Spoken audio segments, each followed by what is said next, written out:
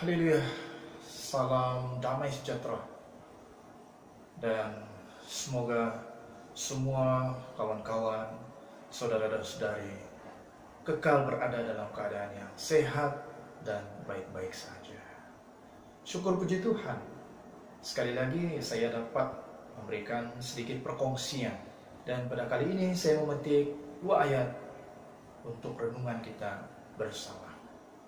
Mari kita langsung melihat di dalam kitab Ibrani pasal 12 ayat 2 sampai ayat 3. Marilah kita melakukannya dengan mata yang tertuju kepada Yesus yang memimpin kita dalam iman dan yang membawa iman kita itu kepada kesempurnaan, yang dengan mengabaikan kehinaan tekun memikul salib, ganti sukacita yang disediakan bagi Dia yang sekarang duduk di sebelah kanan takhta Allah. Ayat 3. Ingatlah selalu akan Dia yang tekun menanggung bantahan yang sehebat itu terhadap dirinya dari pihak orang-orang berdosa, supaya jangan kamu menjadi lemah dan putus asa. Saudara, seringkali kita menjadi lemah, merasa lemah karena kita putus asa. Putus asa menjadikan kita lemah. Dalam ayat yang kita baca tadi, mendorong kita supaya janganlah kita menjadi lemah dan putus asa. Bagaimana ayat tadi mendorong kita supaya tidak menjadi lemah dan putus asa? Yaitu dengan ingat dan mata yang tertuju kepada Yesus. Pandangan, fokus kita hanya kepada Yesus Kristus. Jangan pandang masalah kita. Jangan asyik memandang kepada kesusahan dan masalah yang kita alami. Jangan asyik melihat kepada masalah atau kesukaran yang di hadapan kita atau yang di belakang kita. Ada yang berkata, kamu tidak memahami aku. Masalah kesukaranku sangat berat, tidak seperti yang kamu alami. Tidak ada yang dapat membantu aku. Lalu mereka menjadi putus asa dan lemah.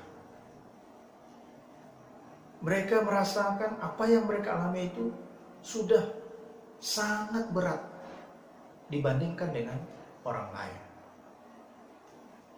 Mereka terpikir orang lain tidak mengalami masalah seperti ataupun sehebat mereka. Sampai-sampai ada yang meninggalkan iman, meninggalkan Yesus. Saudara dan saudari, kawan-kawan, dalam menghadapi masalah dan kesukaran, ingat dan pandanglah kepada Yesus, Juru Selamat kita. Dialah kubu pertahanan dan perlindungan yang teguh. Pandanglah kepada Yesus. Dia telah menjelma menjadi manusia sama seperti kita. Dia telah menanggung segala pergelutan hidup yang kita tanggung, bahkan lebih daripada yang pernah kita alami. Dia telah diolok-olok, dihina, diludahi, ditampar, ditumbuk, dituduhkan segala yang jahat, sampailah dia diseksa dan digantung di atas kayu salib sampai mati. Dia tekun memikul salib.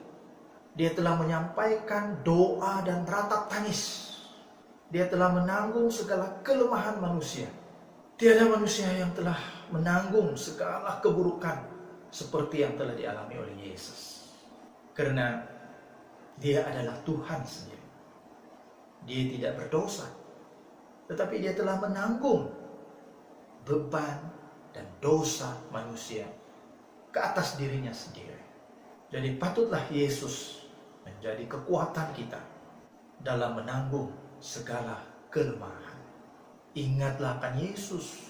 Kita bukan tidak tahu apa yang telah dialami oleh Yesus, tetapi kita ini selalu lupa atau melupakannya. Seperti murid-murid dan orang banyak juga.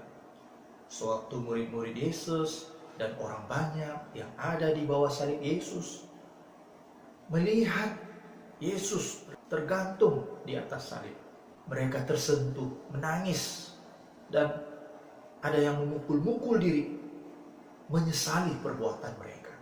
Tetapi selepas Yesus dikuburkan, segala perasaan itu hilang.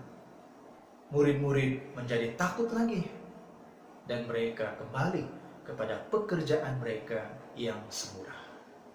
Mereka sudah lupa amanat yang Yesus berikan kepada mereka untuk memberitakan Injil dan menjadikan semua bangsa murid Yesus.